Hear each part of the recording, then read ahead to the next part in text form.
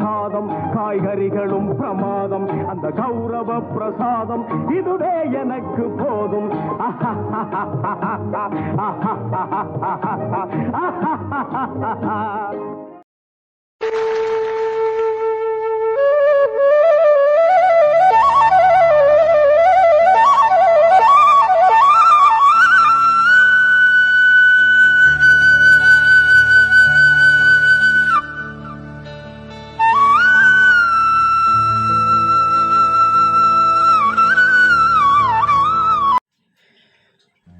Hi friends, welcome to Allis Darbar.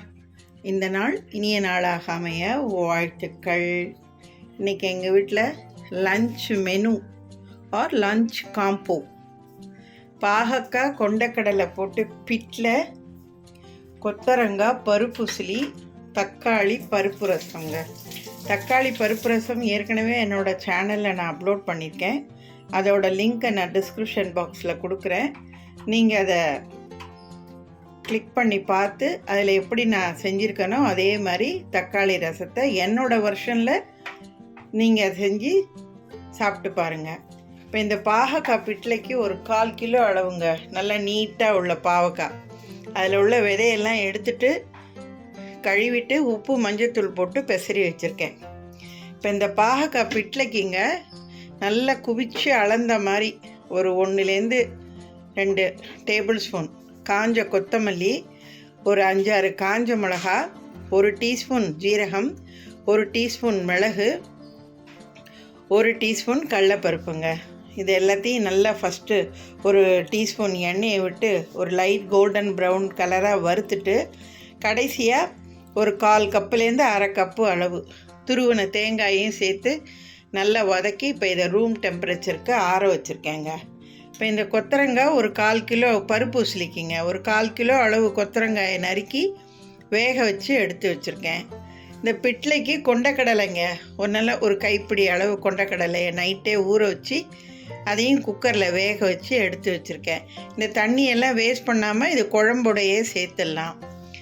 உசிலிக்கு வந்துங்க ஒரு 1/4 cup துவரம்பருப்போட 1 table spoon பாசிப்பருப்பு, 1 டேபிள் ஸ்பூன் கடலைப்பருப்பு, ஒரு 4 காஞ்ச மிளகா, இது எல்லாத்தையும் நல்லா ஒரு 2 hours ஊற வச்சு தண்ணியெல்லாம் வடிகட்டிட்டு தண்ணி சேர்க்காமல் அரைச்சி இதையும் சாதம் குக்கரில் வைக்கும்போதே குக்கரில் வச்சு நல்லா வேக வச்சு எடுத்து வச்சுருக்கேங்க. இதை நல்லா நீங்கள் சின்ன சின்ன துண்டாக கட் பண்ணிவிட்டு மிக்சியில் விப்பர் மோடில் விட்டு எடுத்திங்கன்னா நல்லா உதிரியாக வந்துடுங்க. அதுக்கப்புறம் இதை நம்ம பருப்பு உசிலிக்கு நம்ம தாளிச்சிக்கலாங்க. இப்போ ஃபஸ்ட்டு பருப்பு உசிலியை ரெடி பண்ணிவிடுவோம். அடுத்தது பிட்லையே வச்சு காட்டுறேங்க. ஃபைனலாக உங்களுக்கு பிட்டில் ரசம் பருப்பு உசிலியோடு நான் சர்வ் பண்ணுறேன். நான் இப்போ பாருங்கங்க, இந்த பருப்பு உசிலிக்கு ஒரு கடாயில் நல்லா 1 table spoon cooking oil R coconut oil எது வேணாலும் ஆட் பண்ணலாங்க. எண்ணெய் காஞ்சது 1 டீஸ்பூன் கடுகு, 1 டீஸ்பூன் உளுத்தம்பருப்பு. கடுகு வடித்து உளுத்தம்பருப்பு சகந்ததும் ஒரு மீடியம் சைஸ் பெரிய வெங்காயத்தை நல்லா பொடியாக நறுக்கினதை இதோடு சேர்த்து வதக்குறேங்க. வெங்காயம் ரொம்ப வதங்கணுங்கிற அவசியம் இல்லை, ஒரு கண்ணாடி பதம் வதங்கினா போதுங்க. இது வதங்கினதும் நம்ம அந்த பருப்பை விப்பர் மோடில் மிக்சியில் பொடிச்சு வச்சுருக்கோம்ல அதை இதோடு சேர்த்து அந்த பருப்பு உசிலிக்கு உண்டான உப்பு, மஞ்சத்தூள், பெருங்காயம் இதை போட்டு நல்லா ஒரு தடவை வதக்குவோங்க. நான் காட்டுறேன் அடுத்தது. பாருங்கங்க, இந்த வெங்காயம் நல்லா ஒரு கண்ணாடி பதத்துக்கு வதங்கினதும் நல்ல ஒரு டேபிள் ஸ்பூன் ஒரு 1/4 கப்புங்க துருவின தேங்காயும் இதோட சேர்த்து நல்லா ஒரு வதக்கிட்டு இந்த பாருங்க, இந்த பருப்பை அப்படியே விப்பர் மோடில் விட்டு இந்த மாதிரி பொடிச்சு வச்சுருக்கேங்க. இப்போ இந்த பருப்பை இதோட சேர்த்துற வேண்டியதாங்க.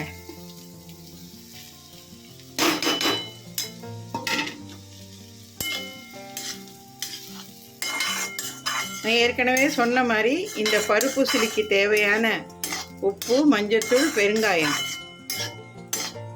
இதோட நான் சேர்த்துட்டேங்க. இது கொஞ்சம் வதங்கட்டும். கடைசியாக நம்ம இந்த வேக வச்சுருக்கிற கொத்தரங்காயை இதோட சேர்த்து நல்லா எல்லாம் ஒரு தடவை கலக்கிட்டு உப்பு, காரம், டேஸ்ட்டு எல்லாம் சரியாக இருக்கான்னு பார்த்துட்டு லாஸ்ட்டாக இறக்கும்போது ஒரு டேபிள் ஸ்பூன் தேங்காய் எண்ணெய் கலந்து இறக்கிட வேண்டியதாங்க. காரம் உங்களுக்கு பத்தலை அப்படின்னா தனி மிளகாத்தூளோ இல்லை குழம்பு தூளோ சாம்பார் தூளோ எது வேணாலும் நீங்கள் உங்கள் காரத்துக்கு தகுந்த மாதிரி சேர்த்துக்கோங்க. இப்போ பாருங்கங்க, பருப்பூசிலி ரெடி ஆயிடுச்சு. அவ்வளோதாங்க. போட்டு ரொம்ப நேரம் இதெல்லாம் வதக்குன்னு வதக்கக்கூடாதுங்க.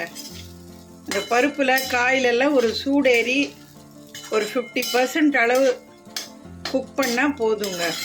அவ்வளோதான். அதனால தான் இந்த பருப்பூசிலாம் பார்த்தீங்கன்னா மத்தியானம் சாப்பாட்டோடே இதெல்லாம் நம்ம காலி பண்ணிடணும்.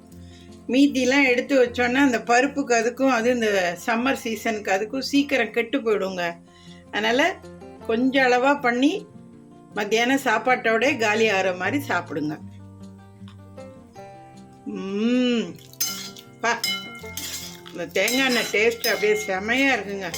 பருப்பூசி எங்கள் வீட்டுக்கு தகுந்த மாதிரி நல்ல காரம், உப்பு, பெருங்காய வாசனையோட இந்த பருப்பு டேஸ்ட்டு செம்ம டேஸ்ட்டாக ஜம்முன்னு இருக்குங்க. நான் இப்போ இதை வேறு ஒரு பாத்திரத்தில் நான் ட்ரான்ஸ்ஃபர் பண்ணிவிட்டு ஃபைனலாக உங்களுக்கு எல்லாம் குழம்பு, ரசம், உசிலியோடு நான் சர்வ் பண்ணுறேன். இப்போ பாருங்கங்க, இந்த பாகக்காய் பிட்லைக்கு நம்ம உப்பு மஞ்சத்தூள் போட்டு பெரட்டி அப்படியே அமுக்கி வச்சுருந்தோம்ல, அது கொஞ்சம் லைட்டாக தண்ணி விட்டு கசிஞ்சிருக்கும்.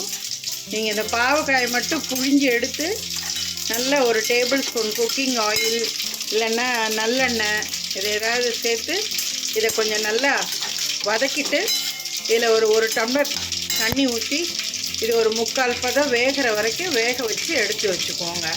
அதுக்குள்ளே இந்த பிட்லையை நம்ம தாளித்து கொதிக்க விடுவோம். 1 டேபிள் ஸ்பூன் குக்கிங் ஆயிலில் 1 டீஸ்பூன் கடுகு, 1 டீஸ்பூன் உளுத்தம்பருப்புங்க. இது தாளித்ததும் நம்ம அந்த தேங்காய், கொத்தமல்லிலாம் வதக்கி ஆற வச்சு அரைச்ச அந்த பேஸ்ட்டை இதோடு சேர்த்துட்டு உப்பு, மஞ்சத்தூள், பெருங்காயம் இதெல்லாம் போட்டுட்டு ஒரு 1/2 டம்ளர் தண்ணி ஊற்றி அந்த மசாலா வாசனை போகிற வரைக்கும் அதை கொதிக்க விடுவோங்க. நான் இப்போ அதை காட்டுறேன் உங்களுக்கு. நான் இப்போ பாருங்கங்க, இந்த அரைச்ச மசாலாவை இந்த பாருங்கள் இதோட இதில் சேர்த்துருங்க. சேர்த்துட்டு இதை நல்லா ஒரு தடவை கலக்கி விடுங்க. தீயை கொஞ்சம் லோ ஃப்ளேமாக வச்சுட்டு செய்யுங்க. இப்போ இதில் ஒரு 1/2 டம்ளர் இல்லைன்னா 1 டம்ளருங்க கொஞ்சம் வதக்கினதுக்கு அப்புறம் தண்ணியை ஊற்றி இதை கொதிக்க விடுவோம். இது அதுக்குள்ளே நல்லா வதங்கிடணும். இதை வேக வச்சு கடைசியாக இந்த பாகக்காயும் இந்த கொண்டக்கடலையும் சேர்த்து ஒரு கொதி விட்டு இறக்க வேண்டியதாங்க.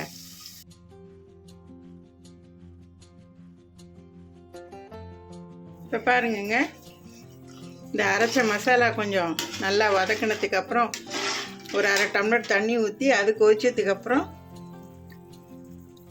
புளித்தண்ணியும் இதோட ஆட் பண்ணிட்டேங்க. ஒரு 1/4 கப்பு அளவு புளித்தண்ணி இருக்கும். ஆட் பண்ணிவிட்டு இந்த குழம்புக்கு உண்டான உப்பு, மஞ்சத்தூள், பெருங்காயம், ஒரு டேபிள் ஸ்பூன் வெல்லம் இல்லைன்னா நாட்டு சர்க்கரைங்க, அதை சேர்த்திங்கன்னா தான் குழம்பு நல்லா சூப்பராக இருக்கும். சேர்த்துட்டு இப்போ இது கொதிக்க விடுவோங்க. அதுக்குள்ளே இந்த பாவக்காயும் 3/4 வாசி வெந்து போயிடும். இந்த பாவக்காயை சேர்த்துட்டு கடைசியாக இந்த கொண்டக்கடலையும் சேர்த்து எல்லாம் நல்லா ஒரு மாதிரி ஒரு குழம்பு பதத்துக்கு கொஞ்சம் கெட்டியாக வர வரைக்கும் லோ ஃப்ளேமில் வச்சு கொதிக்க விட்டுட்டு இறக்க போகிற நேரத்தில் பச்சை தேங்காய் எண்ணெயை 1 டேபிள் ஸ்பூன் இதோட ஆட் பண்ணிவிடுங்க. அவ்வளோதான். நான் குழம்பெல்லாம் கொதித்ததும் நான் காட்டுறேன். இப்போ பாருங்கங்க, இந்த குழம்பு நல்லா கொதிச்சிச்சு. இதை பாருங்க, அவ்வளோதாங்க. இதுக்கு மேலே இதை போட்டு இன்னும் நீங்கள் கொதிக்க விட்டிங்கன்னா அப்படியே புட்டு மாதிரி ஆகிடுங்க குழம்பு. அதனால் இப்போ நம்ம குழம்பு சாதத்தில் ஊற்றி சாப்பிட்ற அந்த கன்சிஸ்டன்சிக்கு குழம்பை நீங்கள் ரெடி பண்ணிக்கோங்க. இப்போ நான் இதுலேருந்து கொஞ்சம் தனியாக ஒரு பாத்திரத்தில் எடுத்து தான் நான் உங்களுக்கு டிஸ்பிளேயில் நான் காமிச்சிருக்கேன். நான் ஸோ பாகக்காய் கொண்டக்கடலை பிட்லை ரெடி. என்னங்க, நல்ல சூப்பரான பாவக்காய் கொண்டக்கடலை பிட்லைங்க, அருமையாக இருக்குங்க. நல்ல செம்மையாக இந்த மாதிரி இந்த குழம்பு திக்னஸ்க்கு வர அளவுக்கு கொதிக்க வச்சு மேலே 1 டேபிள் ஸ்பூன் தேங்காய் எண்ணெயை, பச்சை தேங்காய் எண்ணெயை சேர்த்து விட்டுடுங்க. ஸோ இன்றைக்கி எங்கள் வீட்டில் லன்ச்சு மெனு ஆர் காம்போ சாதம், பாகக்காய் பிட்லை, பாகக்காய் கொண்டக்கடலை சேர்த்த பிட்லை, பருப்பு, நெய், தயிர், பருப்பூசலி, தக்காளி பருப்பு ரசங்க. போதுமாங்க? அருமையாக இருக்கா? ஜம்முன்னு. உங்களுக்கும் இந்த லன்ச் மெனு பிடிச்சிருக்குன்னு நினைக்கிறேன். நீங்களும் இதை விரும்புவீங்கன்னு நினைக்கிறேன். நான் பிட்ல பருப்பூசலி ரசம் இதோட இன்க்ரீடியன்ஸ் எல்லாம் நான் டிஸ்கிரிப்ஷன் பாக்ஸில் கொடுத்துட்றேன். ரசம் ஆல்ரெடி என்னுடைய ரசம் வெரைட்டிஸில் நான் அதை அப்லோட் பண்ணியிருக்கேன். அதோட லிங்க்கை நான் கொடுத்துட்றேன். பிட்லைக்கும் பருப்பூசலிக்கும் மட்டும் இன்க்ரீடியன்ஸ் நான் டிஸ்கிரிப்ஷன் பாக்ஸில் கொடுக்குறேன். நீங்கள் வீடியோவை ஸ்கிப் பண்ணாமல் கடைசி வரைக்கும் எப்படி செஞ்சுருக்கேன்றதை பார்த்து இதே மாதிரி என்னுடைய பேட்டர்ன்லேயே நீங்கள் பிட்லையை ரெடி பண்ணி பிட்லையோடு இந்த பருப்பூசலி, ரசம், தயிர்னு எல்லாம் வச்சு சாப்பிட்டு பார்த்துட்டு உங்கள் ஃபீட்பேக்கை என்னோடய சேனலில் கமெண்ட்டில் போஸ்ட் பண்ணுங்கங்க. எனக்கு அது ரொம்ப சந்தோஷமாக இருக்கும். என்னோடய ப்ளேலிஸ்ட்டை செக் பண்ணுங்கள். நிறைய ஹெட்டிங்கில் அப்லோட் பண்ணியிருக்கேன்.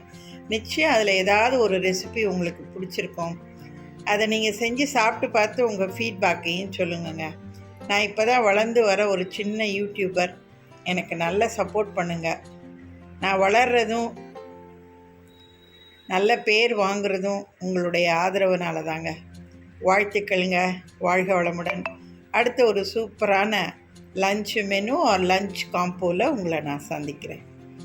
Have it yummy. See you next. Bye bye.